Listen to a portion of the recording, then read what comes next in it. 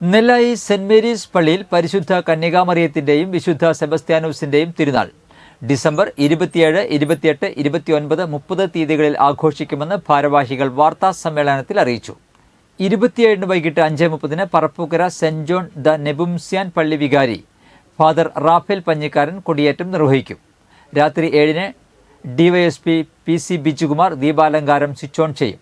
28 അമ്പുതിരുനാൾ ദിനത്തിൽ രാവിലെ 6 പ്രസിദ്ധി വാഴ്ച, പാട്ടുകുർബാന, വീടുകളിലേക്ക് അമ്പെഴുന്നള്ളിപ്പ്, 9:20 വേസ്പര എന്നിവയും 29 തിരുനാൾ ദിനത്തിൽ രാവിലെ 6 വിശുദ്ധ കുർബാന, 10:30 ആഘോഷമായ തിരുനാൾ പാട്ടുകുർബാന, പകൽ 4:15 തിരുനാൾ പ്രദക്ഷിണം, രാത്രി 7 ആകാശവിസ്മയം എന്നിവയും ഉണ്ടാകും.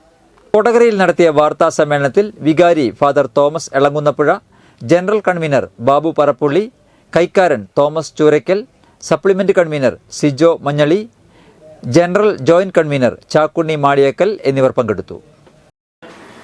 രാവിലെ 6 മണിക്ക് പള്ളിയിൽ തിരുകർമ്മങ്ങൾ ആരംഭിക്കും. തുടർന്ന് വീടുകളിലേക്ക് അമ്പ് എഴുന്നള്ളിച്ചുകൊണ്ട് പോകുന്നു. വൈകിട്ട് 9 മണിക്ക് പള്ളിയിൽ വീടുകളിൽ നിന്നുള്ള യൂണിറ്റുകളുടെ നേതൃത്വത്തിൽ അമ്പ് എത്തിച്ചേരും. 9:30 ബാൻഡ് മേളത്തോടുകൂടി